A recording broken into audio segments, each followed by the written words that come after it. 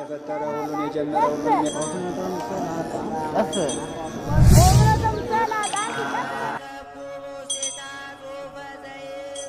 በውስጧም እንዲህ የሚል ጽሑፍ አገኘው። ቲክታክ የኛ ዘመን ዋና ኃጢአት አንደኛው ይሄ ነው። ቲክታክ ይሄን ሰባተኛውን ኃጢአት የሰው ልጅ ስራዬ ብሎ የሚፈጽምበት ዘመን ነው። ከንቱ ጨዋታ አለ ደግሞ ይሄ ፌዝ፣ ስላቅ፣ የሚያስገለፍጥ ነገር በጾታ ሊሆን ይችላል፣ በብሔር ሊሆን ይችላል።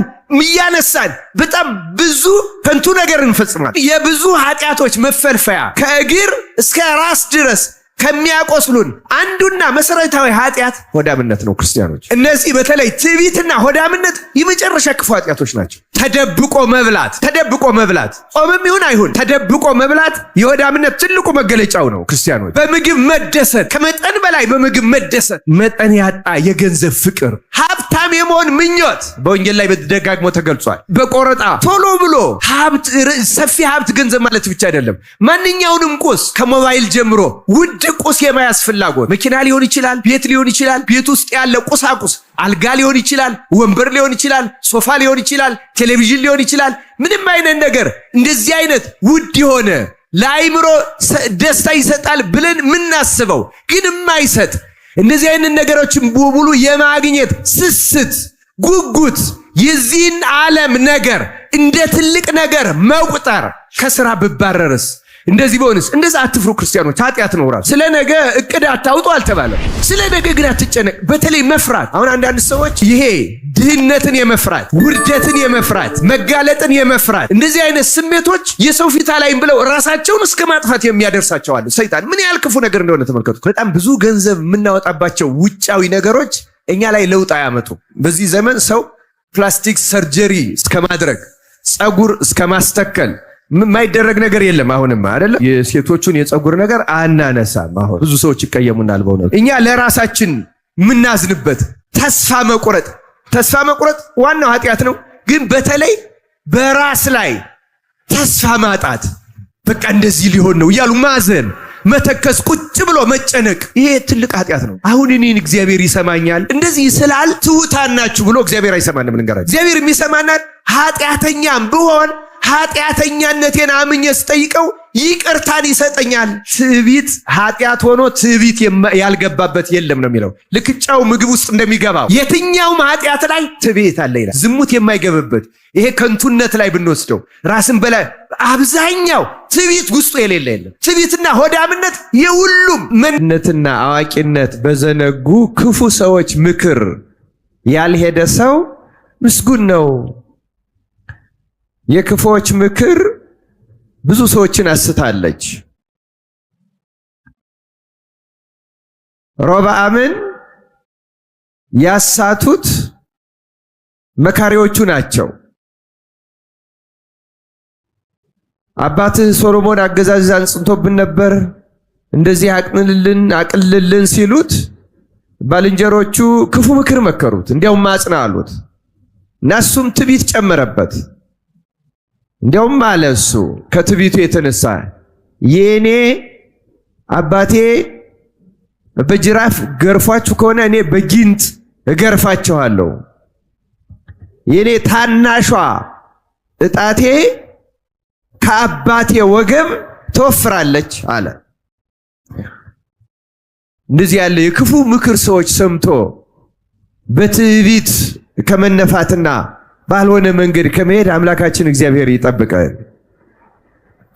አንዳንድ ሰዎች ምንጠቀምበትን አይመክሩንም እና ክርስቲያኖች ከእንደነዚህ አይነት ክፉ መካሪዎች መራቅ አስፈላጊ ነው።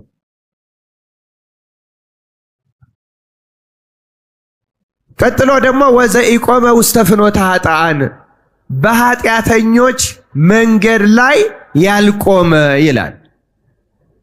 ያኛው የሄደ ያልሄደ ይላል ዘኢሖረ በምክረ ረሲዓን፣ በዝንጎች ምክር ያልሄደ። አሁን ደግሞ በኃጢአተኞች መንገድ ላይ ያልቆመ። የኃጢአተኞች መንገድ ምን ይመስላችኋል ክርስቲያኖች? የኃጢአተኞች መንገድ እኮ ማለት ኃጢአት የሚሰሩ ሰዎች የሚያዘወትሯቸው መንገዶች ማለት ነው። ሶስተኛው በዝንጎች ወንበር ያልተቀመጠ ወዘኢነበረ ውስተ መንበረ መስተሳልቃን። ዝንጎች፣ ፌዘኞች፣ ዋዘኞች ደግሞ ወንበር አላቸው፣ መቀመጫ አላቸው። የኃጢአተኞችን መንገድ ይላል፣ የክፎችን ምክር ይላል። አሁን ደግሞ የነዚህን የፌዘኞችን ሰዎች ደግሞ ወንበር፣ ምናልባትም ስልጣን፣ መቀመጫ እያለ ይናገረዋል። በእነዚህ ያልሄደ ምስጉን ነው የሚለው።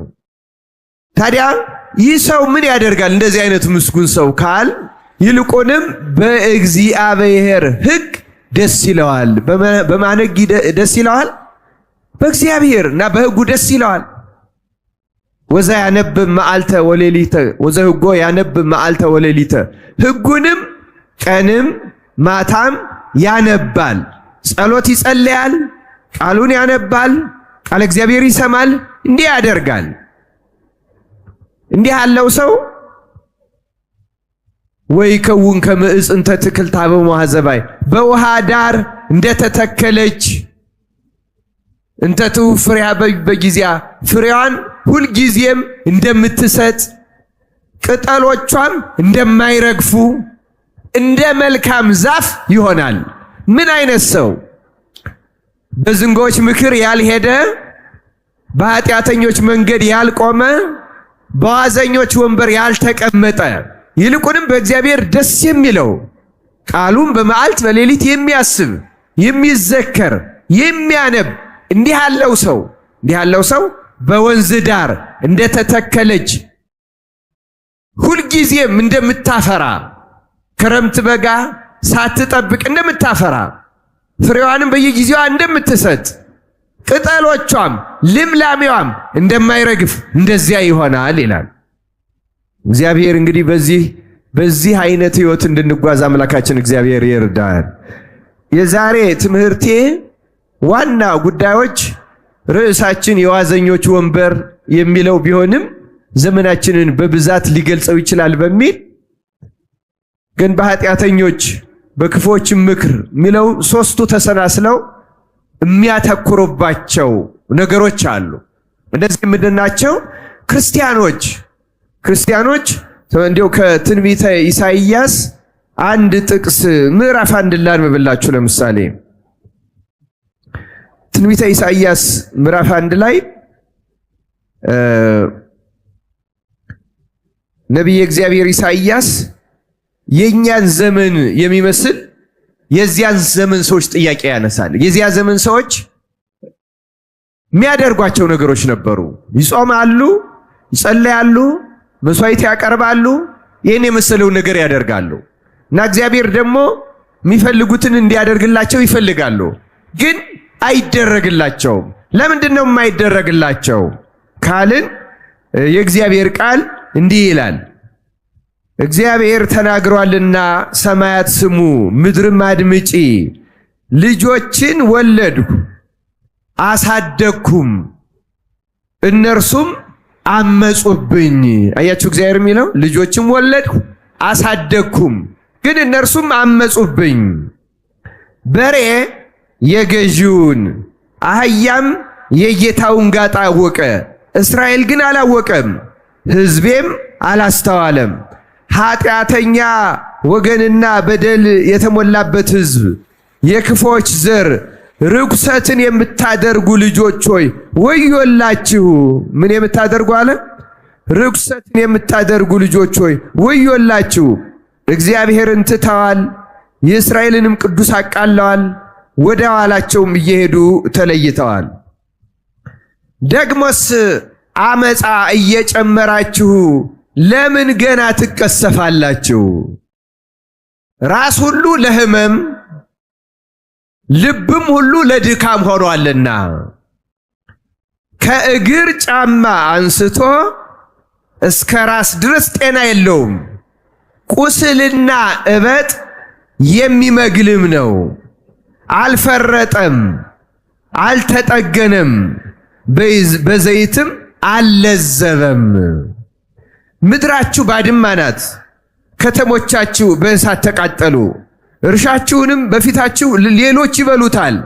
ባዕድ እንዳፈረሳት ምድር ባድማ ሆነች። የጽዮንም ሴት ልጅ በወይን ቦታ እንዳለ ዳስ በዱባ አትክልትም እንዳለ ጎጆ እንደ ተከበበችም ከተማ ሆና ቀረች። የሰራዊት ጌታ እግዚአብሔር ዘርም ባያስቀርልን ኖሮ እንደ ሰዶም በሆን እንደ ገሞራም በመሰልነ ነበር። እናንተ የሰዶም አለቆች ሆይ የእግዚአብሔርን ቃል ስሙ። እናንተ የገሞራ ሕዝብ ሆይ የአምላካችንን ሕግ አድምጡ። የመስዋዕታችሁ ብዛት ለኔ ምን ይጠቅመኛል ይላል እግዚአብሔር።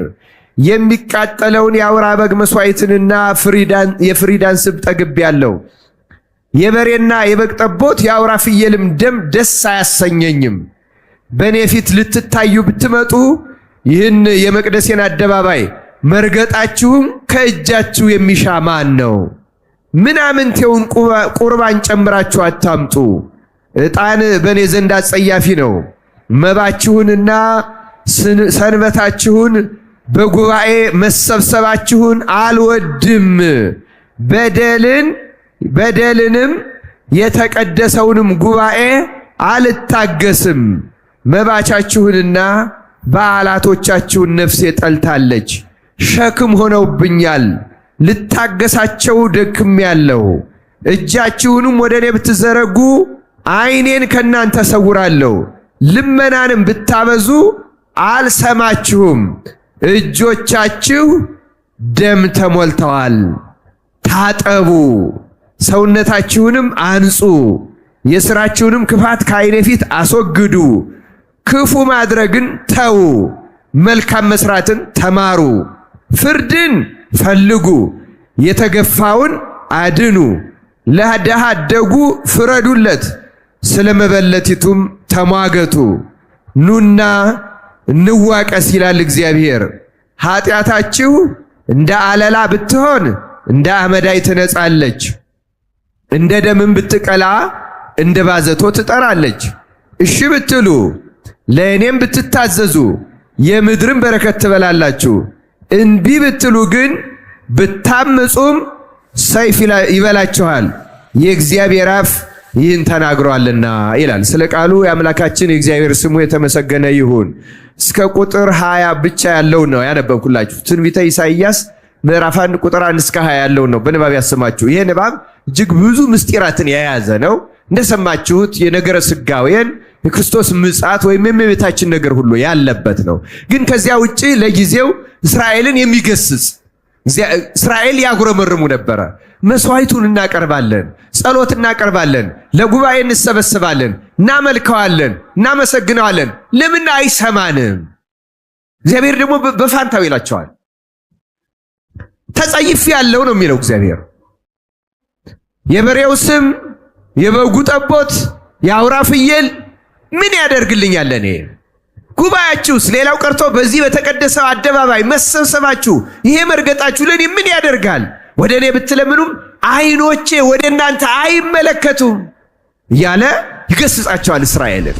ይሄ በዚያ ዘመን ለነበሩት ለእስራኤል ብቻ አይደለም ክርስቲያኖች፣ በየዘመኑ ላለነው ሰዎች የተጻፈ ነው። እንደምታውቁት እያንዳንዷ የኦሪት የነቢያትም ቃል የወንጌል ክፍል ነች። እግዚአብሔር የዚህ መልእክት ምስጢር እንድንረዳ ለሁላችንም ይርዳን። የኛ ዘመንም ልክ እንደዚህ የምናጎረመረምበት ይመስላል።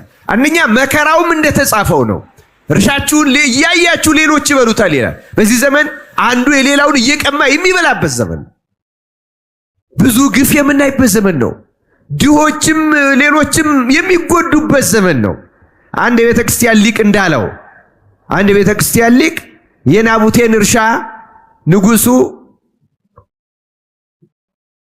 አክዓብ መቀማቱን አንስቶ ይሄ የሰው ልጆች አጠቃላይ ታሪክ ነው፣ ሁልጊዜም አክዓብ አለ፣ ሁልጊዜም ናቡቴ አለ ይላል። ሁልጊዜ በጣም የሚገርመው የቤተ ክርስቲያን ሊቃውንት እንደሚሉት አክዓብ ንጉስ ነበር። እንደምታውቁት ንጉስ ሀገሪቱ በሙሉ የሱ ናት። ሰፋፊ ርስቶች አሉት፣ ብዙ ነገሮች አሉት። ግን ደግሞ የአንድ ድሃ የናቡቴ እርሻ አይኑ ላይ ተንቀዋለለች። ለካሁን በዚህ ዘመንም እጅግ ትልልቅ ባለጸጎች ትልልቅ ፎቆችን ሰርተው ከስራቸው ያለ የድሃ ጎጆ ቦታው ያስቀናቸዋል፣ ያሳሳቸዋል። በኢንቨስትመንት በእድገት በምናምን ሰበብ የተጻፉ ፖሊሲዎችን ጠቅሰው እናልማው እያሉ ልክ አክዓብ ናቡቴን እንደቀማው ሊቀማው እንደፈለገ። አስገራሚ ነገር ነው። በነገራችን ላይ እንዴት አንድ ንጉሥ የአንድ ድሃ እርሻ ያምራዋል? አንድ ንጉሥ ሁሉ ያለው። የኛ ዘመንም እንደዛ ነው። ይሄ ሁል ጊዜ ነው የሚሉ ሊቃውንቱ እንደዚህ ብዙ ያላቸው ምንም የሌላቸው ሰዎች ትንሽ ነገር ሳይቀር ያምራቸዋል። ያን መቀማት፣ ያን መውሰድ፣ እንደገና ያንን መጠቀም፣ ማይጠቀሙበት ወይም ከሚያስፈልጋቸው ነገር በላይ ማድረግ። ምድር እንደዚህ ያለ ግፍ ሁል ጊዜ ሰልጥኖባት ይኖራል ክርስቲያኖች። እና አሁንም አክዓብ አለ፣ አሁንም ናቡቴ አለ። ለዚህ ነው ጌታ የሚለው ጸሎታችሁን አልሰማም፣ ተጸይፌዋለሁ፣ ሰልችቶኛል፣ እንዲያው ሸክም ሆኖብኛል ይላል። እና ምክንያቶቹን ሲያብራራ በእውነቱ እንደው ምድራችሁ ባድማ ናት እንዲህ ከማለቱ በፊት ኃጢአተኛ ወገንና በደል የተሞላበት ሕዝብ፣ የክፎች ዘር፣ ርኩሰትን የምታደርጉ ልጆች ሆይ ወዮላችሁ፣ እግዚአብሔርንም ትተዋል፣ የእስራኤልንም ቅዱስ አቃለዋል፣ ወደ ኋላቸውም እየሄዱ ተለይተዋል ብሎ ርኩሰት ታደርጋላችሁ ብሎ በአጠቃላይ ይገስጸናል። በእውነት አምላካችን እግዚአብሔር ቃሉን ሰምተን ለመመለስ ያብቃን ክርስቲያኖች።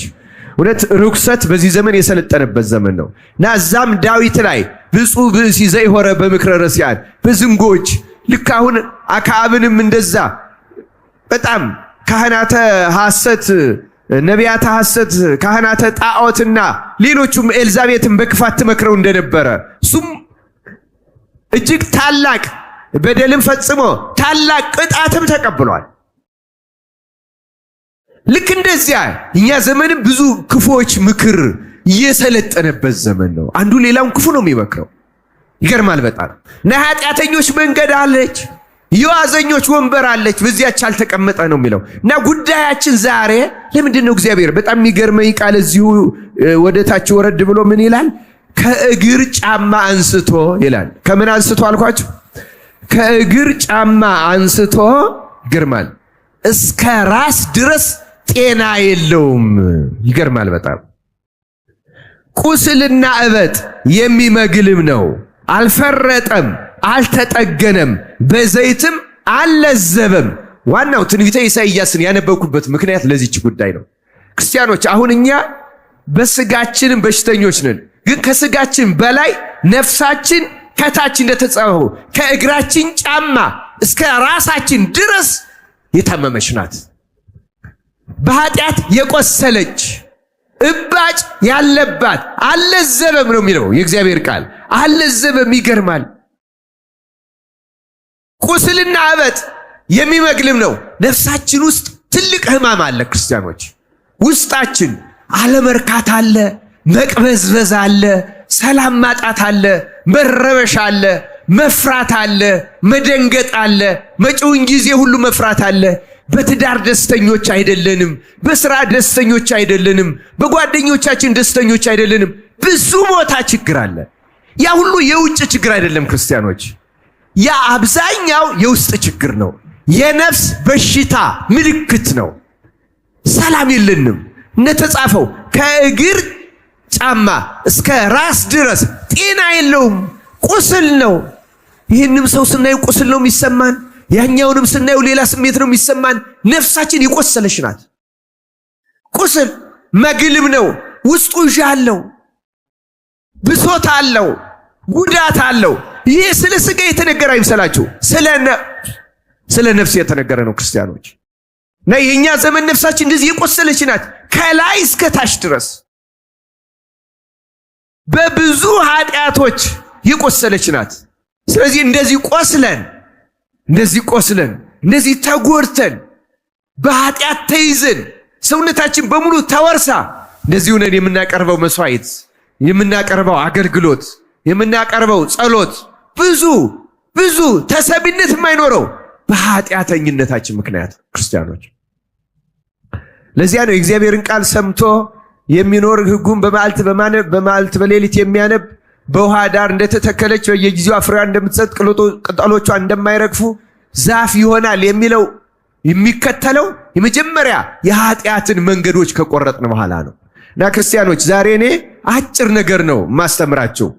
አጭር ነገር እኛን ክርስቲያኖችን እንደዚህ ከእግር ጫማ እስከ ራስ ድረስ ቁስለኛ ያደረጉን ዋና ዋና ኃጢአቶች ምን ምን ናቸው? እያንዳንዳቸው አንዱ ብቻ የአንድ ቀን ትምህርት ያስፈልጋቸዋል። ዛሬ እኔ ቁጥራቸውን እንድትይዙ ትፈልጋለሁ።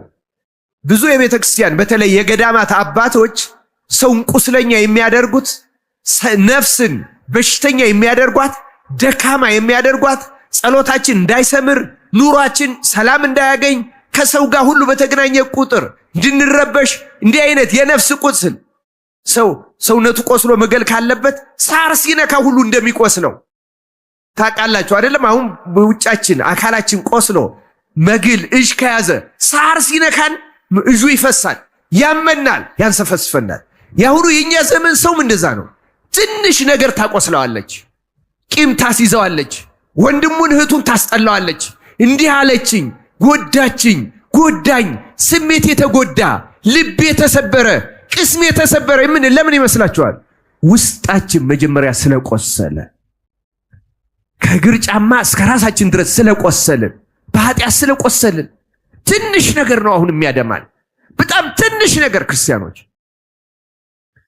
የጉዳታችን መጠን ነው የሌሎች ሰዎችን የጎዱን ይመስለናል እንጂ ቀድመን ስለተጎዳን ነው። ሌሎች ሰዎች ትንሽ ነገር ሲናገሩን፣ ትንሽ ነገር ሲገጥመን በጣም እንጎዳው ለዛ ነው። እና እነዚህ ነፍሳችንን በዚህ መጠን የሚያቆስሏት ዋና ዋና ገዳይ ኃጢአቶች የሚባሉት ገዳይ ኃጢአቶች ይሏቸዋል። ቀሳፊ፣ ነፍስን ቀስፈው የሚይዙ፣ የሚያስጨንቁ፣ የሚያቆስሉ ዋና ዋና ኃጢአቶች 8 ናቸው። ስንት ናቸው አልኳችሁ? ዋናዎቹ ኃጢአቶች 8 ናቸው። ግን እነዚህ እያንዳንዳቸው ብዙ ዝርዝር አላቸው ክርስቲያኖች። ለምሳሌ የመጀመሪያው የኃጢአት ሁሉ የመጀመሪያው፣ ከዚህ ከ8ቱ ደግሞ በጣም ፊት አውራሪዎች አሉ። በጣም ዋና መሰረታዊ የሚባሉት ክርስቲያኖች በጣም ዋና የሚባሉት በጣም ዋና የመጨረሻ ዋና የሚባሉት 2 ናቸው። እና ከሱ በአንዱ ነው የምጀምረው። የመጀመሪያው ሰውን ደካማ የሚያደርገው ነፍሱን ቁስለኛ የሚያደርጋት ሆዳምነት ይባላል። ምን አልኳችሁ? ተናገሩ ታይቷችሁ። ሆዳምነት ሲባል ምን ማለት ይመስላችኋል? አሁን ሆዳምነት የሚለው አማርኛው እንግዲህ እንደው በእኛ ሀገርም አንዳንዶቹ ሰዎች እንደ ማሳፈሪያ እንደ ስድብ ይጠቀሙበታል ይመስለኛል። ይሄን ሆዳምነት ሆዳም ሲባል አንድ ሰው ብዙ መብላት ብዙ መብላት ትልቅ ኃጢአት ነው። ግን ሆዳምነት የሚባለው ብዙ መብላት ብቻ አይደለም ክርስቲያኖች።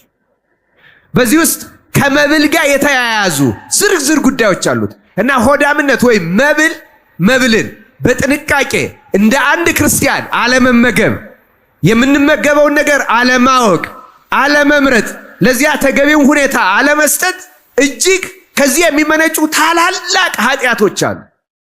ለምሳሌ ቅዱስ ወግሪስ የሚባል አንድ የጥንት አባት በተለይ እነዚህ 8ቱ ላይ ቀድሞ የጻፈ እሱ ነው። አንዳንዶቹ ቁጥራቸውን 7 ያደርጓቸዋል፣ 8 ያደርጓቸዋል። አንዳንዶቹ አንዱን ይከፍሉታል፣ አንዱን ይጠቀልሉታል። ግን በዚህ ስር እና እሱ ምን ይላል መሰላችሁ? ለምሳሌ ዝሙት ለምሳሌ አንዱ ዋና ኃጢአት ነው። ግን ዝሙትን ማቆም ትፈልጋለህ ይላል። እንግዲያውስ ምግብህን ቀንሰው። ዝሙትን ማቆም፣ መቀነስ፣ ማጥፋት ከፈለክ ሆድህን ተቆጣጠረው ይልና እንዲህ አይነት ምሳሌ ያቀርባል። ስማኝ ወዳጄ ሆይ፣ የሚነደው እሳት ላይ እንጨት ስትጨምርበት እሳቱ ይጨምራል ወይስ ይቀንሳል? መልሱልኝ። ምን ይሆናል? በጋዝ ቢሆን ጋዙን ስንጨምረው እሳቱ ይጨምራል ይቀንሳል?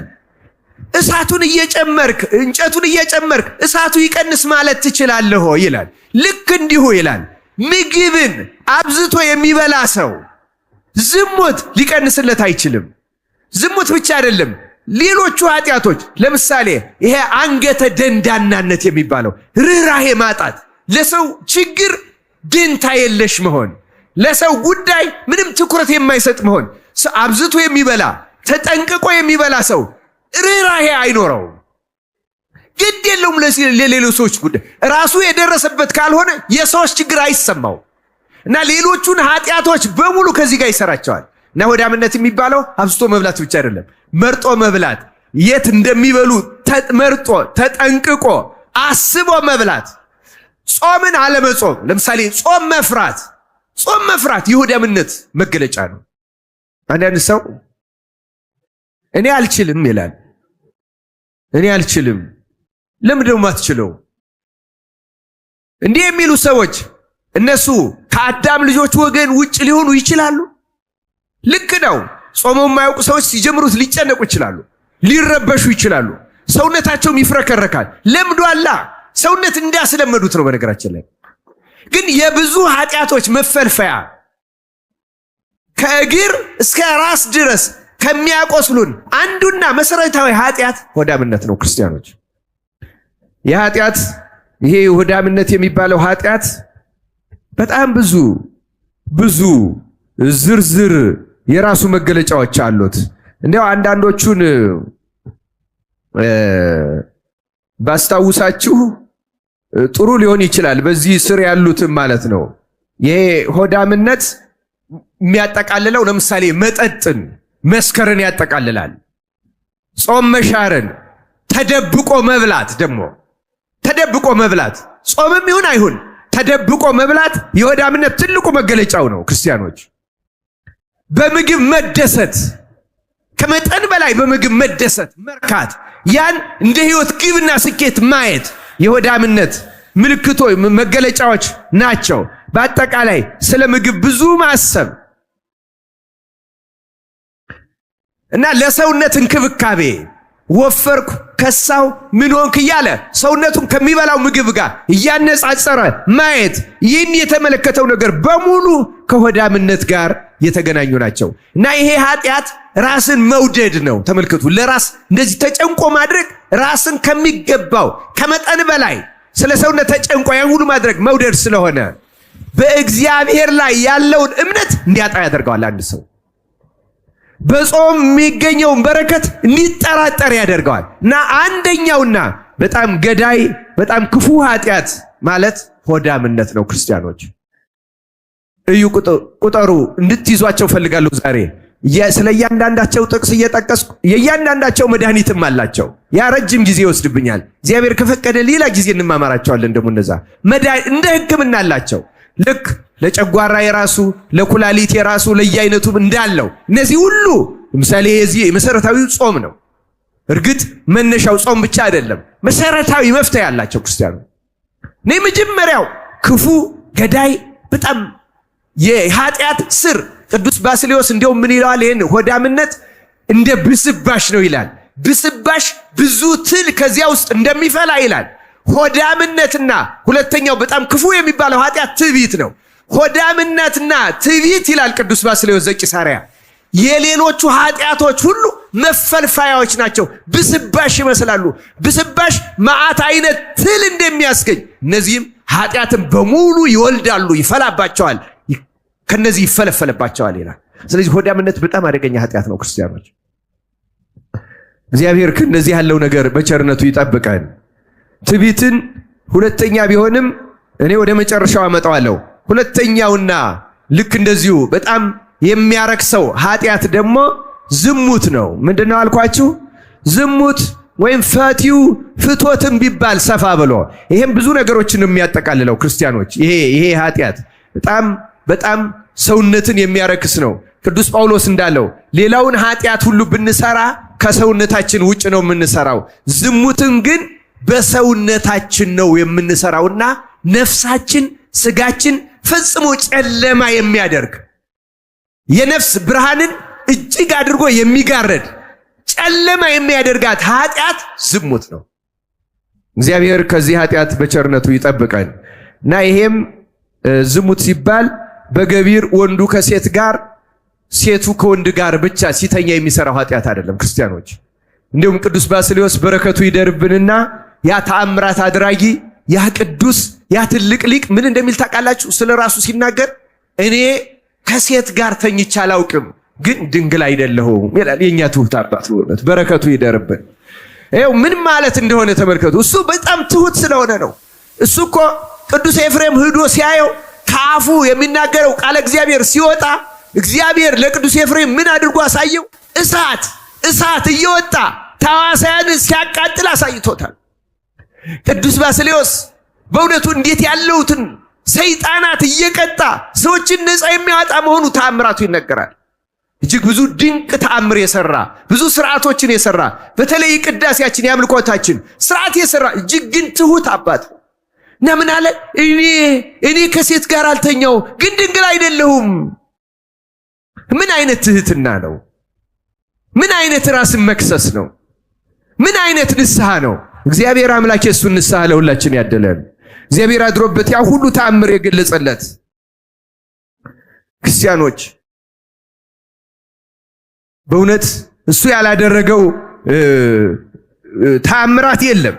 ግን እንደዚህ ብሏል እና ይሄ ዝሙት አጠቃላይ የሚያጠቃልለው ንጹህ ያልሆኑ ስሜቶች ማለት ምሳሌ አንድ ወንድ አንዲት ሴት በዚህ ስትሄድ አይቶ የሆነ መጥፎ ስሜት ከተሰማው ሴቲቱም ወንድ አይታ ልክ ታምራለች ያምራል ከሚለው ጀምሮ የስጋዊ ስሜት ሲሰማው ጌታም ያለው እንደዚያ ነው።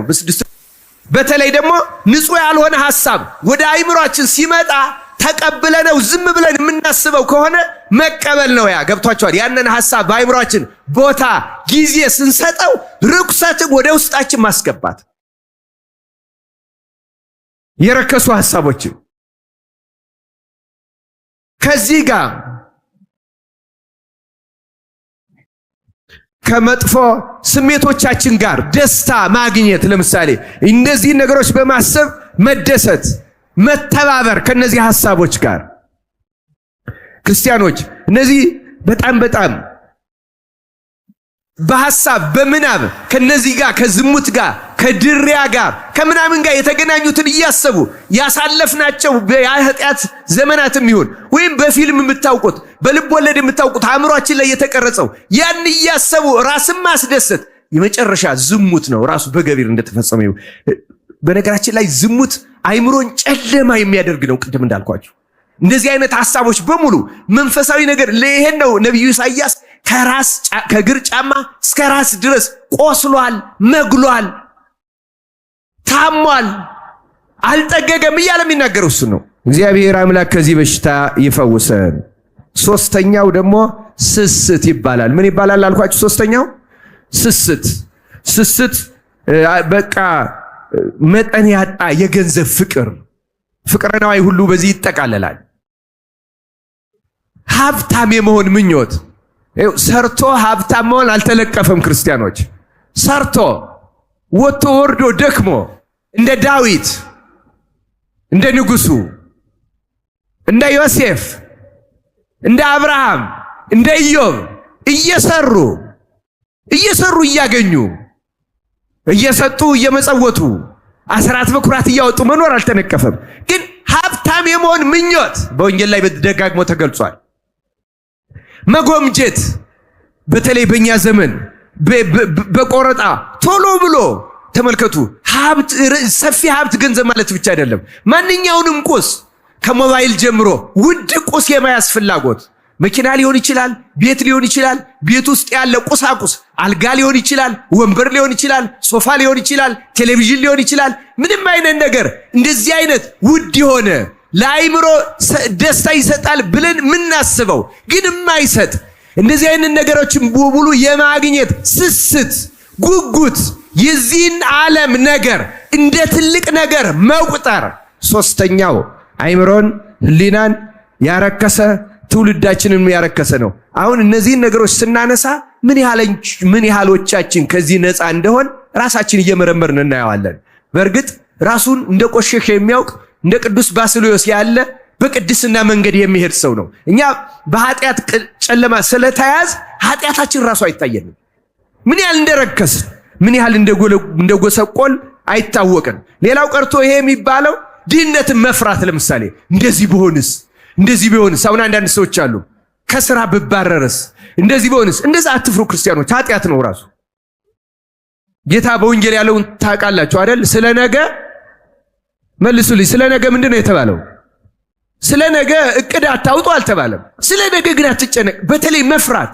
አሁን አንዳንድ ሰዎች ይሄ ድህነትን የመፍራት ውርደትን የመፍራት መጋለጥን የመፍራት እንደዚህ አይነት ስሜቶች የሰው ፊት አላይም ብለው ራሳቸውን እስከ ማጥፋት የሚያደርሳቸው አሉ። ሰይጣን ምን ያህል ክፉ ነገር እንደሆነ ተመልከቱ ክርስቲያኖች። ምን አለ ብንዋረድ? ትላንት የነበረው ነው ዛሬ ልንለምን እንችላለን። አትፍሩ ክርስቲያኖች። ድህነትን መፍራት ከፍተኛ የፍቅረ ነዋይና የስስት መገለጫው ነው ይላሉ ቅዱሳን። ነገ የሚገጥመንን መፍራት፣ እንዲህ ያለው ነገር በሙሉ ከስስት የሚካተቱ ኃጢአቶች ናቸው። እና በዚህ ዓለም ቅድም እንዳልኩት ጠፊ የሆኑ ነገሮችን በብዛት የመፈለግ፣ ብልጭልጭ ነገር የመፈለግ፣ ጌጥ የመፈለግ፣ ልብስ ቢባል የሰውነት የጆሮ የሴቶቹ በተለይ ጌጦችን በቃ ተጨንቆ እንደዚህ አይነት ነገርን የመያዝ የማግኘት በቃ ገንዘብ አግኝቶ እንደዚህ አይሞምፍ። እነዚህ በሙሉ እጅግ በጣም መሰረታዊ የሚባል አደገኛ ከሚባሉ ኃጢአቶች ውስጥ ናቸው ክርስቲያኖች። አንዲት ሴት እንደተገባት ልታጌጥ ትችላለች። ግን ቅዱስ ጴጥሮስ እንዳለው በእውነቱ ሳራን ተመልከቷት እናንተ ሴቶች ሆይ ጸጉርን በመሸረብና ይህን በመሰለው አይደለም፣ ልክ እንደርሷ በውስጣዊ ውበት አጊጡ ይላል።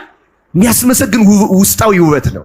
ደግነት፣ ትዕግስት፣ ፍቅር፣ ትህትና፣ ታዛዥነት። በጣም የሚያስገርመው ነገር በጣም ብዙ ገንዘብ የምናወጣባቸው ውጫዊ ነገሮች እኛ ላይ ለውጥ አያመጡም። በዚህ ዘመን ሰው ፕላስቲክ ሰርጀሪ እስከ ማድረግ ጸጉር እስከ ማስተከል የማይደረግ ነገር የለም። አሁንማ አይደለም?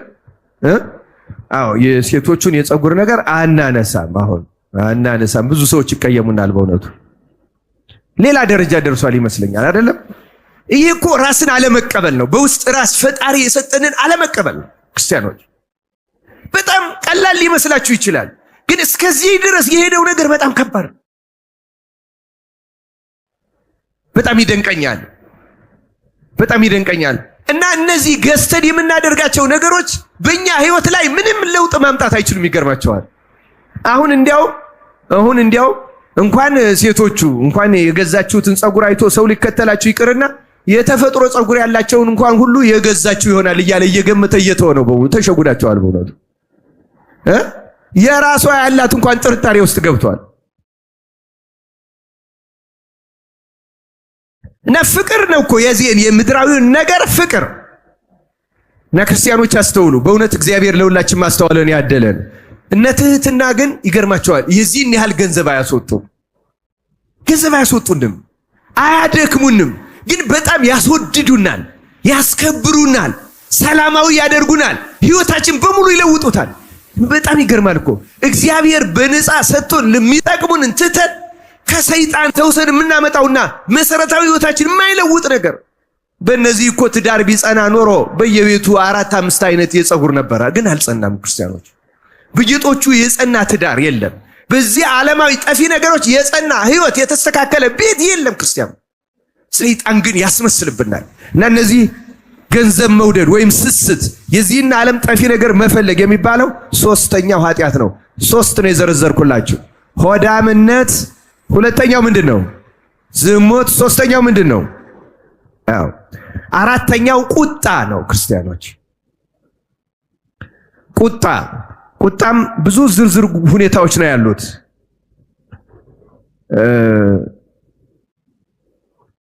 ክፉ ሐሳቦችን በአይምሮአችን ማቆየት የቁጣ ልክ እንደ ጥንስስ ልበላችሁ እየተብላላ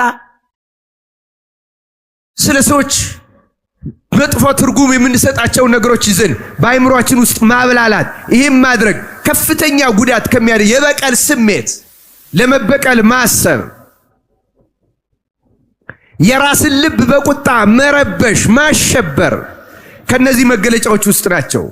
እና አእምሮን ልክ እንደ ዝሙት አይምሮን ጨለማ የሚያደርገው ማሰብን የሚያስቆመው ቁጣ ነው። በነገራችን ላይ በንዴት ሰዓት እያላችሁ ምንም አታድርጉ የሚባለው አእምሮ ሙሉ በሙሉ መጋረጃ የተጋረደበት ጨለማ ነው የሚሆነው። በጣም ብዙ ነገር ነው የምናበላሸው ቁጣ ውስጥ እያለ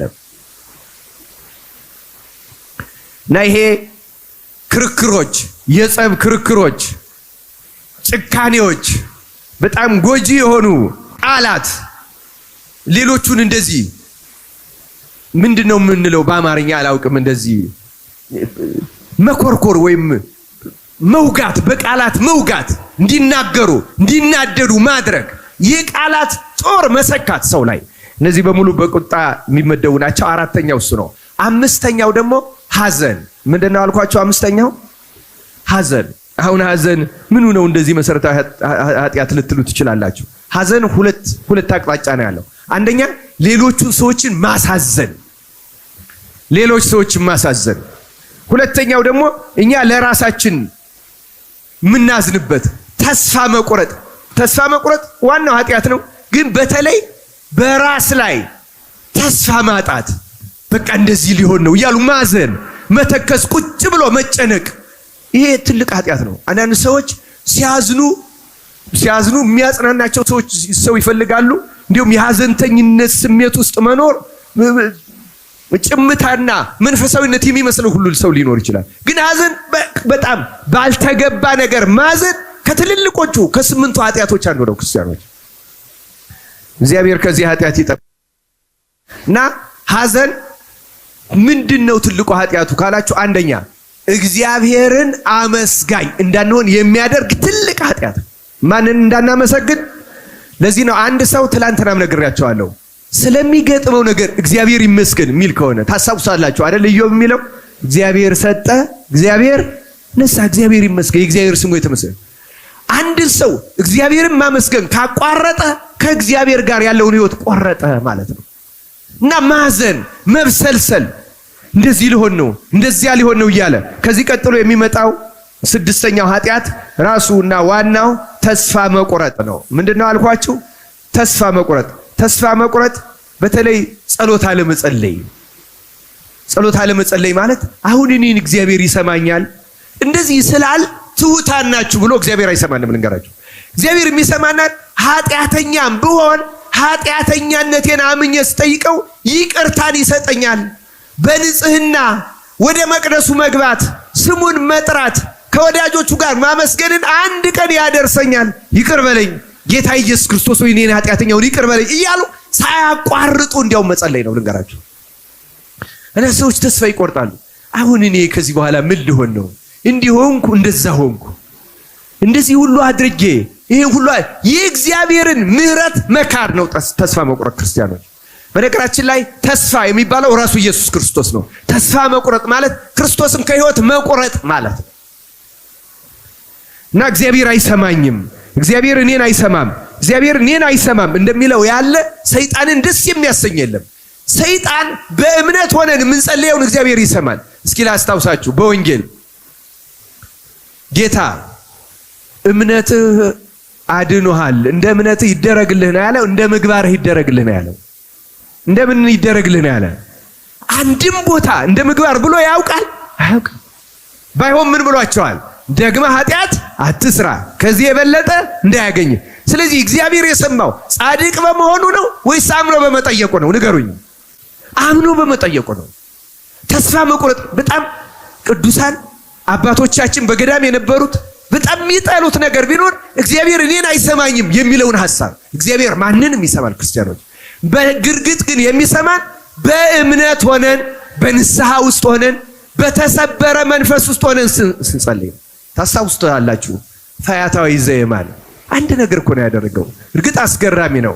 ቅዱስ ዮሐንስ አፈወርቅ እሱን አንስቶ ይደነቃል። እሱ ስለሱ ዛሬ አላስተምርም። ክርስቲያኖች፣ ፈያታዊ ዘየማን ምንድነው ያለው? አንድ ቃል እኮ ነው። ጌታ ሆይ በመንግስት በመጣህ ጊዜ አስበኝ። ግን በፍጹም እምነት ሆኖ ነው ያን ያደረገው። እና እነ ቅዱስ ዮሐንስ አፈወርቅ የሚደነቁት ለምንድን ነው? ክርስቶስን ለማመን ብዙ ምክንያት የነበራቸው ሰዎች ነበሩ። 5000 ሰው በ5 እንጀራ በ2 ዓሣ ሲያጠግብ ለማመን ያመቻል አያመችም? በደረቅ ግንባር ላይ ዓይን ሲፈጥር ለማመን ያመቻል አያመችም? የ4 ቀን ሬሳ ሲያስነሳ ለማመን ያመቻል አያመችም? ተመልከቱ፣ ፈያታዊ ዘየማን በእነዚህ ጊዜ አልነበረም። ጌታ 4 ቀን ሬሳ አልዓዛርን ሲያስነሳ አልነበረም? ጌታ በደረቅ ግንባር አይን ሲፈጥር አልነበረም? ጌታ በ5 እንጀራ በ2 ዓሣ ሲያበረክት አልነበረም? ጌታ በቃል አጋንንት ሲያወጣ አልነበረም? ጌታ ጎባጣው ሲያቀና አልነበረም? እንዲያውም እሱ የነበረበት ሁኔታ የዚህ ተገላቢጦሽ ነው። ይህን ያደርጋል የተባለው ጌታ ተሰቅሎ መስቀል ላይ ሆኖ እስኪ እግዚአብሔር ልጅ ከሆንክ ራስህን አውርድ እኛ ምንም አውርድ እያለ የግራው እስኪ ይሄን እናምንባለን እያሉ እየተሳለቁበት እንደተሸነፈ ተቆጥሮ ክርስቶስ አይሁድ መስሏቸዋል። እንደተሸነፈ በተቆጠረበት ሰዓት የአምላክ ልጅ አምላክ ወልደ አምላክ ነው ብሎ ማመን ተመልከቱ። ፈያታዊ ዘይማን ሲዘርፍ ነው የኖረው፣ ሲገል ነው የኖረው። ጌታ ራሱ ከነሱ ጋር የተሰቀለው ከነዚህ ሽፍቶች አንዱ ነው ተብሎ እንደ ፈያታዊ ዘይማን ያለ ኃጢአተኛ ገዳይ አልነበረም። ግን 2 ነገር ጠቀመው።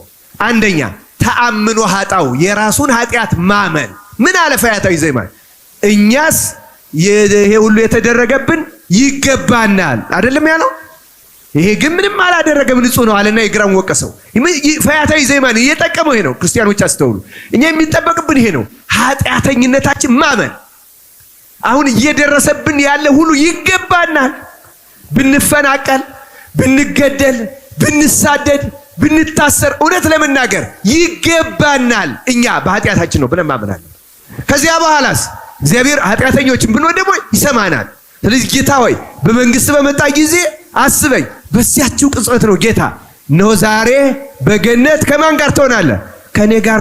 እግዚአብሔር በእምነት የሚቀርበውን ጸሎት ወዲያው ነው የሚሰማው። ክርስቲያኖች ወዲያው የመለሰለት ለፈያታዊ ዘይማን ብቻ አይደለም፣ ለኛ ለእያንዳንዳችን ነው ክርስቲያኖች። እና ሰይጣን እንደማይሰማን እግዚአብሔር ሊያሳምነን ይፈልጋል። ይኸው እምነት አሳጣን ማለት ሁሉን አሳጣን ማለት። ስለዚህ ተስፋ መቁረጥ ተመልከቱ ክርስቲያኖች፣ በጣም ከባድ ኃጢአት። በማንኛውም ነገር ላይ ተስፋ መቁረጥ፣ በተለይ ለጸሎት ለመንፈሳዊ ሕይወት። አሁን ብዙ ሰዎች ጾም አሁን እኔ ብጾም ምን ይረባኛል? እኔ ብመጸውት አሁን የኔ ገንዘብ እግዚአብሔር ይቀበላል? እንደዚህ ባደርግ ምን ያደርግልኛል? እና ስንፍና አለው በውስጡ። አይ እኔ በቃ እንዴ እንደዚህ ሆኛለሁ በቃ ምንም አይደለም። ጾም ራሱ ጀምሮ እንትን መብላት ጀምሮ እስኪ ጾመው ሲባል አይ በቃ አንዴ ጀምሬዋለሁ እንግዲህ ከሆነም ከርሞ እንጂ እኔ አሁን እንግዲህ አንዴ እንዴ ግድ የለም። ለምን ዛሬ አትጀምረው ወዳጅ? እምነታችን እኮ ነው የሚያው ጌታ እንደ ቀን ሰራተኛ ቀን ቆጥሮ ውሎ አበል እንደሚከፍል ያለፉትን ቀናት እንደዚህ አድርገህ እኮ አልጾምክም አንተ ይቺ የመጨረሻዋን ሳምንት ስለጾምክ ይቅር አልልህም የሚል ይመስላችኋል? ይሄ የሰይጣን ሐሳብ ነው ክርስቲያኖች። ያም ባለማወቅ አድርገን ነው። አሁን ስናውቅ በሙሉ ልብ ተመልሰን ካደረግነው እግዚአብሔር ይሰማናል ክርስቲያኖች። እናት በራሳችሁ ተስፋ አትቁረጡ። እግዚአብሔር አይሰማንም፣ ይሄን አያደርግልኝም፣ እንዲህ አይሆንም አንበል ክርስቲያኖች። እግዚአብሔር ይሰማናል። የፈለገ አይነት ኃጢአተኛ ሁን፣ የፈለገ አይነት ዝሙት ፈጽም፣ የፈለገ አይነት ስካር ስርቆት ዛሬ እንደ ፈያታዊ ዘይማን ቀጥ አድርገውና እግዚአብሔር ይምረኛል ብለህ እምነትህ አድኖሃል ይልሃል ጌታ። አይምርህም የሚል ሰይጣን ነው ወዳጄ። አይሰማህም የሚል ሰይጣን ነው። እግዚአብሔር ማይሰማን ክርስቲያኖች እና ተስፋ አትቁረጡ። በስራ ይሁን በዓለማዊ ህይወት ይሁን በተለይ በመንፈሳዊ ህይወታችሁ ኃጢአት ያስቸገራችሁ ሰዎች ንስሐ እየገባን ደጋግመን የምንሰራ መቼ ነው ይሄን የምናቆመው የምንል አይዟችሁ በርቱ። እግዚአብሔር ልንገራችሁ ተስፋ ካልቆረጣችሁ እግዚአብሔር ያን ኃጢአታችሁን ከእግራችሁ በታች የሚጥልበት ቀን ይመጣል። ክርስቲያኖች ተስፋ አትቁረጡ። ታገሉት፣ ግን ተቃወሙት። ያን ኃጢአት እግዚአብሔርን ለምኑት። አውጣኝ ከዚህ ኃጢአት አውጣኝ፣ ይቺን የዛገች ነፍሴን የቆሸሸች ነፍሴን ከዚህ አላቃት እያላችሁ ክርስቶስን ለምኑ። ክርስቲያኖች ተስፋ አትቁረጡ። ዘንድሮ አልተደረገልንም አልተፈጸመልንም እንደዚህ አትበሉ። ክርስቲያኖች በተለይ በመንፈሳዊ ህይወታችሁ በምንም መንገድ ተስፋ አትቁረጡ። እግዚአብሔር አምላክ በቸርነቱ ተስፋ መቁረጥን ከሁላችን ያስወግድልን። እየጨረስናቸው ነው። 7ኛው ኃጢአት ከንቱነት ይባላል። ምን አልኳችሁ? ተናገሩት። ከንቱነት የኛ ዘመን ዋና ኃጢአት አንደኛው ይሄ ነው። በነገራችን ላይ ከንቱነትን ነጥለው በአንዱ ብቻ የሚያመጡት አሉ። ለምሳሌ ከንቱ ውዳሴ፣ መመስገን መፈለግ፣ ጉራ። ምሳሌ አንድ ሰው የሌለውን እንዳለው አድርጎ ያላደረገው እንዳደረገ፣ ይሄ ሁሉ መደነቅ መመስገን መፈለግ ነው፣ ከንቱነት ነው። ይሄ ብቻ አይደለም ክርስቲያኖች፣ በእውነቱ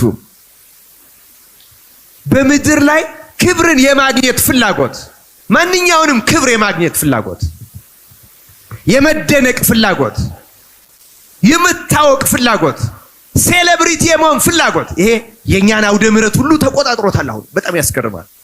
ይህ አውደ ምሕረት ይሄን ለመዋጋት ክርስቶስ የፈጠረው ነው። ክርስቶስ በጣም ትሁት፣ የመጨረሻ ትሁት፣ እመቤታችን ትሁት፣ ሐዋርያት ትሁታን፣ ነቢያት ትሁታን፣ ቅዱሳን ትሁታን ናቸው። በላጭነት ፕሮቶኮልድ መሆን፣ የተለየ መስሎ መታየት፣ ይሄ ከንቱነት። ይሄ ብቻ አይደለም፣ ከንቱ ጨዋታ አለ ደግሞ። ይሄ ፌዝ፣ ስላቅ፣ የሚያስገለፍጥ ነገር በጾታ ሊሆን ይችላል፣ በብሔር ሊሆን ይችላል። እያነሳን በጣም ብዙ ከንቱ ነገር እንፈጽማለን። ይሄ ከንቱነት ይባላል። በተለይ አሁን ቲክታክ ይህን ሰባተኛውን ኃጢአት የሰው ልጅ ስራዬ ብሎ የሚፈጽምበት ዘመን ነው። በጣም ይገርማል። ከንቱነት በጣም አደገኛ ኃጢአት ነው። ክርስቲያኖች እያቸው ቅድም እንዳልኩት እያንዳንዳቸው ለየብቻቸው ትምህርት የሚያሰጡ ናቸው እና ይሄ የአካላዊ አድናቆት መፈለግ፣ ጸጉሬ ሊሆን ይችላል፣ ቁመናዬ ሊሆን ይችላል፣ ጥርሴ፣ አይኔ ሊሆን ይችላል እያሉ በአካል የመደነቅ ልዩ የመሆን ፍላጎት። አንዳንድ ሰው ስሙን ራሱ የተለየ የማድረግ ፍላጎት አለው። ታውቃላችሁ፣ ደጋግመው ስም የሚለውጡ ሰዎች እኮ አሉ። አይ ስም ያስጠላኝ፣ ብዙ ሰው ይጠራበታል። አቤት እግዚአብሔር ከእንደዚህ ያለው በሽታ ይፈውሰን ክርስቲያኖች። እና ስም ስታወጥ ሁሉ ዩኒክ የማድረግ እኛ እኮ ይውላችሁ ብራንዲንግ አይደለም። ይሄ እኮ ቢዝነስ ነፍስ እኮ እንደዛ አይደለችም። ሰው እኮ ሸቀጥ አይደለም ክርስቲያኖች። እንደዛ አይነት ነገር አይፈለግም። አሁን ዓለም እንደዛ ነው የምትፈልገው። እንደተለየ ብራንድ፣ ዩኒክነስ፣ ለየት ብሎ መታየት። በቃ እሱ እኮ ልዩ ነው፣ እሷ እኮ ልዩ ናት እንዲህ ይባል። ይሄ በሙሉ ከንቱነት ይባላል በቤተክርስቲያን አባቶች። አይመስለንም፣ ጥሩ ያደረግን ነው የሚመስለን። እና የመጨረሻ በኋላ አመጣዋለሁ ያልኳችሁ እንደ መጀመሪያው እንደ ሆዳምነት የብዙ ኃጢአቶች መነሻ የሆነው ስምንተኛው ምንድነው አልኳችሁ? ትዕቢት።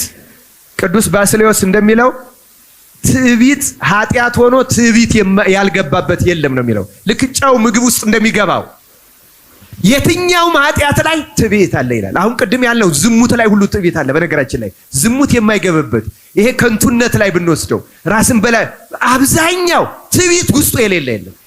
ትዕቢትና ሆዳምነት የሁሉም መነሻ። ገንዘብ መውደድ ሊጨመር ይችላል። በነገራችን ላይ ወደ 3 እናሳድጋቸው ከተባለ ግን እነዚህ በተለይ ትዕቢትና ሆዳምነት የመጨረሻ ክፉ ኃጢአቶች ናቸው። ትዕቢት ማለት ምን ማለት ነው? የምታውቁት ነው። እንደው ትዕቢት የልቡና የውስጥ ነው። በተለይ በሐሳብ ራስን ከአንድም ሰው የተሻለ አድርጎ ማሰብ። እየሰማችሁ ነው ክርስቲያኖች? ከማንም ሰው እኮ ነው።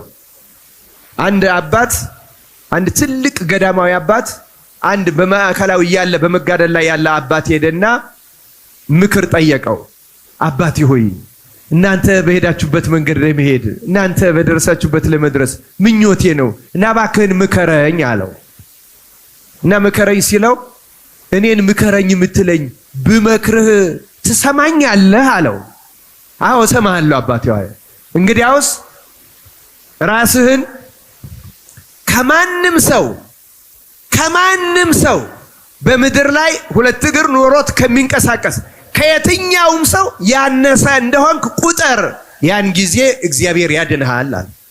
ልክ እንዲህ ሲለው ተመካሪው ምን ብሎ አሰብ ባደረገና እሺ ጥሩ ራሴን ከብዙ ሰው ላሳንስ እችላለሁ፣ ግን እንዲያው ባንስ ከነፍሰ ገዳይ እንዴት አንሳለሁ ብሎ ጠየቀው ይላል። አሁን እንደዚህ አንልም። አሁን አንዳንዱ እንዲያው ባንስ ከገሌ አንሳለሁ አትሉ ትላላችሁ። ኧረ እንደሱማ ከመሆን የሚል ሰው የለም በመካከላችን። የመጨረሻ ትዕቢት ነው ክርስቲያኑ። አሁን እንዲህ ስንል እኛ ይሄ ሌላም ተጨማሪ ኃጢአት አለው፣ ፈሪሳዊነት፣ ግብዝነት አለበት። ይሄ ግን ትልቁ መሰረታዊ ኃጢአት ትዕቢት ነው። እና የአባት መልሶ ምን አለው? ይኸውልህ መጽሐፍ ለንጹሆች ሁሉ ንጹህ ነው ይላል። አንተ ንጹህ ሕሊና ቢኖርህ ኖሮ አለው እንዲህ ብለህ ታስብ ነበር አለው። ሰውየውን ሲገል እንኳን ብታየው ይሄ ሰው አንድ ሰው ገደለ፣ አንድ ጊዜ ገደለ። እኔ ግን ደጋግሜ ኃጢአት እየሰራው ራሴን ደጋግሜ በመግደል ከሱ የበለጠ ራሴን ገዳይ ነፍሰ ገዳይ ነው ብለህ ራስን ዝቅ ታደርግ ነበር። ግን በኃጢአት ልብ ስለተደፈነ እንዴት ከገዳይ አንሳለሁ ብለህ ተናገርክ። ሂድ ራስን ዝቅ አድርገ ብሎ አባረረው ይላል። እግዚአብሔር ራሳችን ዝቅ ለማድረግ ያብቃን ክርስቲያኖች። ትህትና እርግጥ ስለፈለግን ምን ደርስበት አይደለም። ስለፈለግናው ይደረስበታል። ግን ሂደቶች አሉት ክርስቲያኖች፣ ሂደቶች አሉት። እና ይሄንን ነው እንግዲህ የዋዘኞች ወንበር የኃጢአተኞች መንገድ የሚላቸው ዳዊት። እነዚህን 8ቱን አርዕስተ ኃጣው የኃጢአት ራሶች መሰረቶች ያለው ሰውን ከእግሩ ጫማ እስከ ራሱ ፀጉር ድረስ ያቆሰሉት፣ ያመገሉት፣ በሽተኛ ያደረጉት፣ ህመምተኛ ያደረጉን፣ በእግዚአብሔር ፊት ደካማ ያደረጉን፣ ነጥርጥር ተስፋ መቁረጥ እንደዚህ ያሉት የምንፈልገውን እንዳናገኝ እንቅፋት የሆኑ እነዚህ ናቸው ክርስቲያኖች። ከነዚህ ነፃ መውጣት ያስፈልገናል። አንዲት ማስታወሻ ብቻ ተናግሬ ይሄን ትምህርቴን እዘጋዋለሁ። ያላሰብኩትን ጊዜ ወስጃለሁ። እንዴት ነው የምንወጣው? ያስጠይቃል አያስጠይቅም? እየተከታተላችሁ ነው? እንዴት ነው የምንወጣው ከነዚህ? መንገዱ የቱ ጋር ነው? መጀመሪያው የቱ ንገራችሁ። 3 ነገሮች አደርጋቸዋለሁ ባጫጭሩ። በተለይ ስለ ዝሙት ምን ይላል አንድ መንፈሳዊ አባት? ዝሙት ከሰውነታችን ውስጥ የሚወጣ ኃጢአት እንደሆነ ሁሉ መድኃኒቱ ከሰውነታችን የሚወጣ ነው ይላል። ያን ከሰውነታችን የሚወጣ የሚባለው እና አሁን 3ቱ የምነግራችሁ በማንኛቸውም ጊዜ ብናደርጋቸው ወደ ሌሎች ደረጃዎች ቀስ እያሉ የሚያደርሱን በጣም መሰረታዊ መውጫዎቻችን 3 ናቸው። እና የመጀመሪያው እና ምንጊዜም ማድረግ ያለብን ጸሎት ነው። ምንድነው አልኳችሁ? ጸሎት።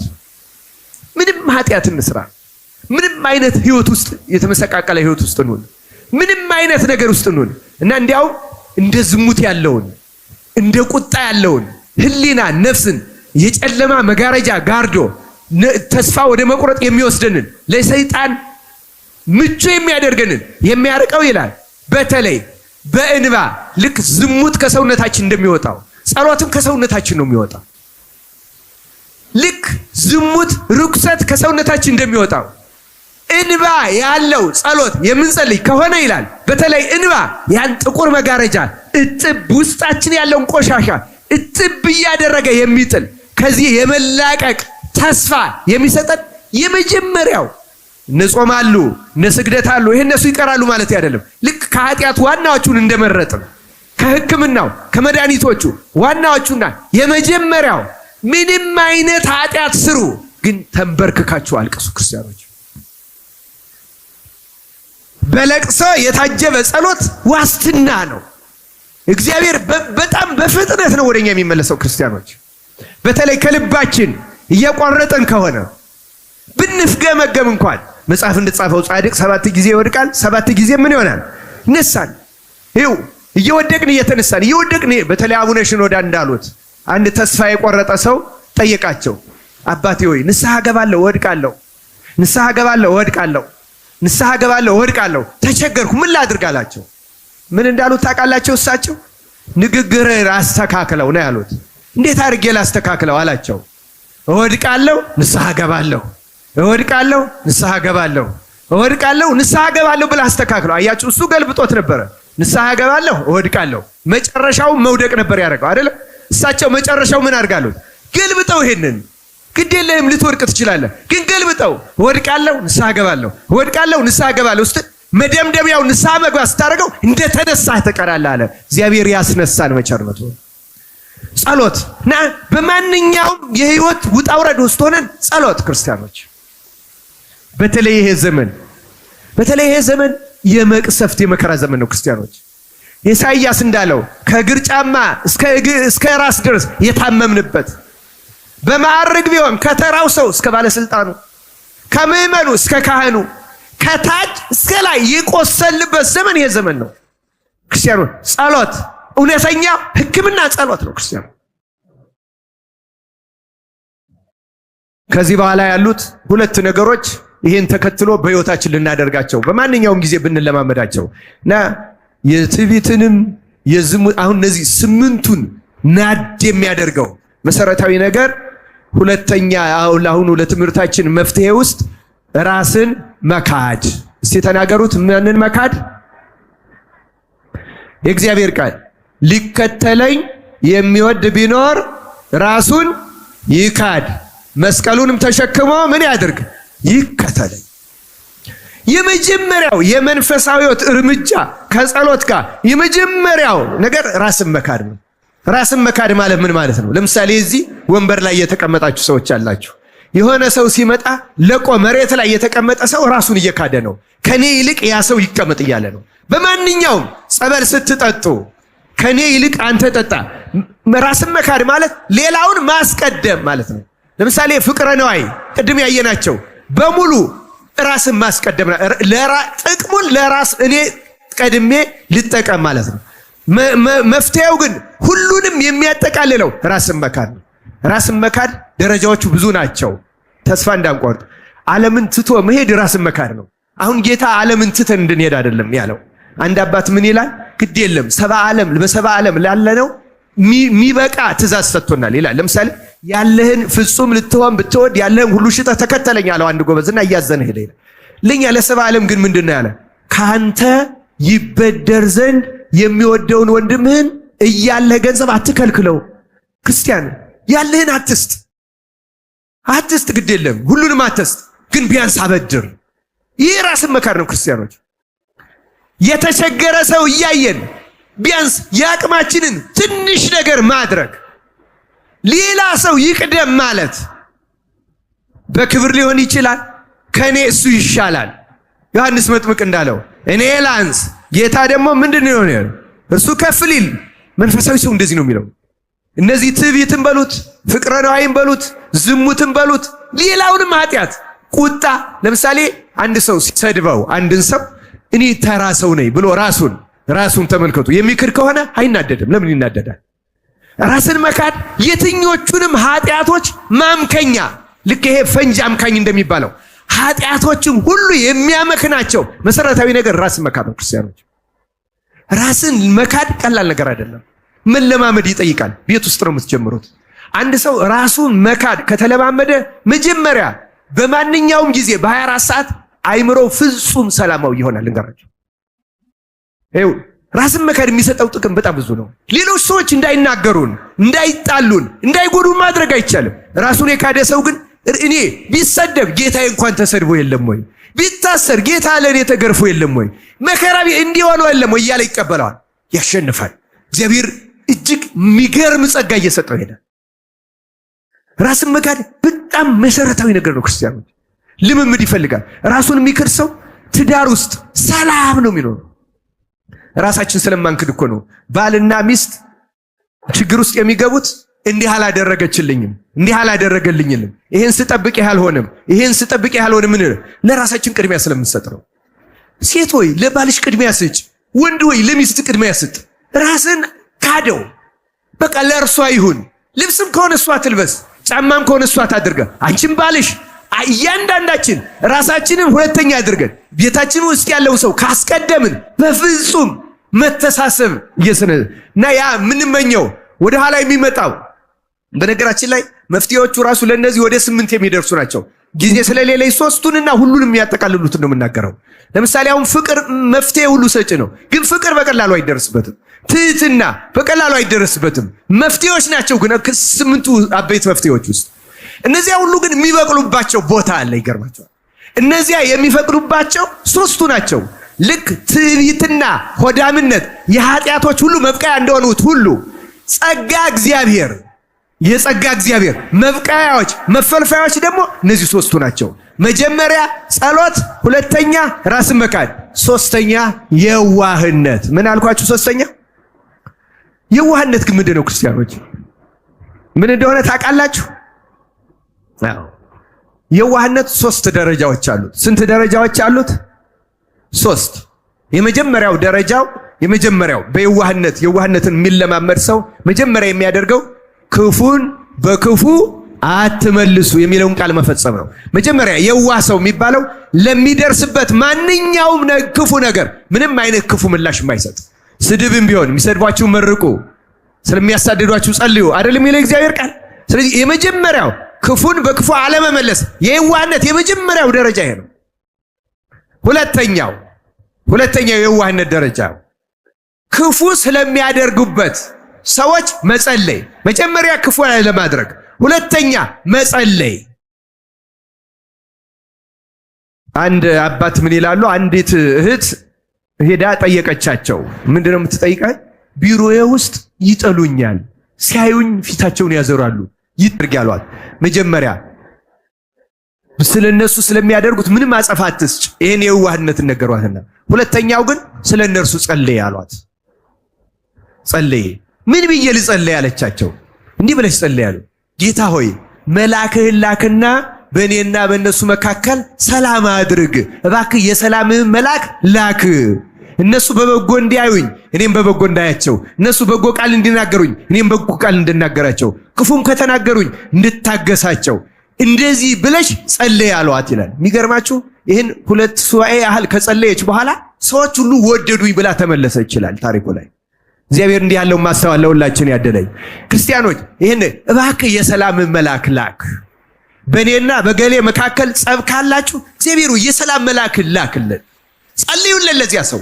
የዋህነት ደረጃው ይሄ ነው። ስለሚክፋት ስለሚያደርግበት፣ ስለሚመቀኛችሁ የሚመቀኝ ካለ፣ ስለሌላ የሚቀናባችሁ ካለ፣ እንዲህ ያለው ካለ ስለዚያ ሰው ጸልዩ። ሁለተኛው የዋህ አንድን ሰው የዋህ የሚያሰኝ ሞኝ መሆን ማለት አይደለም። የዋህ ክርስቲያኖች ስለዚያ ሰው መጸለይ። መጀመሪያ ምንም አይነት ክፉ አለመመለስ፣ ሁለተኛ መጸለይ፣ ሶስተኛውና የመጨረሻው ራስን ተጠያቂ አድርጎ